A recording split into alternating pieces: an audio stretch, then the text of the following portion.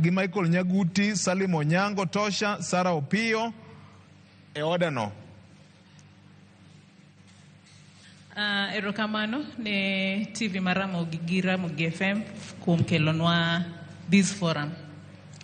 Mokuongo adwa chako kawacho ni since time immemorial joluo ni telo ne gi thuondi. Jotelo masani wan go gin ruodhi.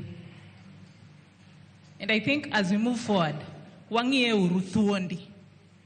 Jatelo moro nowacho kae ni ok wanya bedo piny mondo wayier jatelo madhi lead joluo sani. Because jatelo maber mabro lead joluo en thuondi. To thuondi no en ng'ama Nyasaye bro kelo. Gokinyi kane wachako Ken nopenjo gimoro ni jopiny dwaro ni ochom kanye. An daher wacho kaka ng'ama tiyo gi jopiny pile, atiyo gi migawo mok mar piny owacho, ni jopiny dwaro ni mondo kowuok gokinyi modhi osiptal to yudo thieth makare. Japiny dwaro ni kowuok gokinyi koidho mtoka to ndara ber. Japiny dwaro ni ka nyithinde wuok gokinyi odhi skul to giyudo somo makare. Japiny dwaro ni nyathine kotieko skul to yudo tije. Mano e yo ma jopiny dwaro sani, seche ma pod wamanyo thuondigi.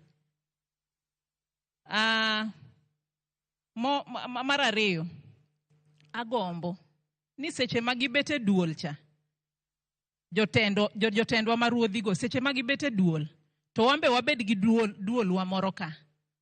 Mondo wang'e ni 2027 wadwa yiero ruodhi koso wadwa yiero thuondi. Because I believe ni thuondi ema bro kelonwa gik mabeyo modwaro gote, better services. To ruodhi to bro bet mane office ka. Ng'ato no penjo kae ni ang'o meji losa about Raymond Omolo and not jotendwa ma wantiere go ka. Anto na penjra ni ang'o meyo kata jotendwa go onge ka. Is it because ni gin duondgi moro ka moro to wantiere kae kaka jo Kisumu? So 2027 as we move forward, wang'iye uru. The reason why Jibro wero Ray pele is because one, kidhi e county assembly, idwa neno MCA ni, okibiromo kode. To kata kiromo kode, okobinyisi that development that you want sat down, mi wacho ni adwaro development.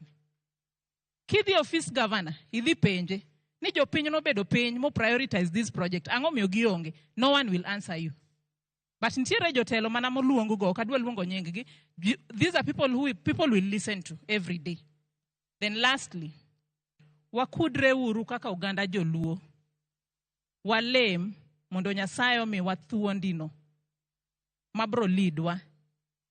Ang'eyo pile kata ka baba otho e dala, jibedo ga gi this type of confusion. But aparo ni wasebedo go for long. 1 month is a long time. Let's now sit down. Wakwodre uru mondo walam Nyasaye mondo miwa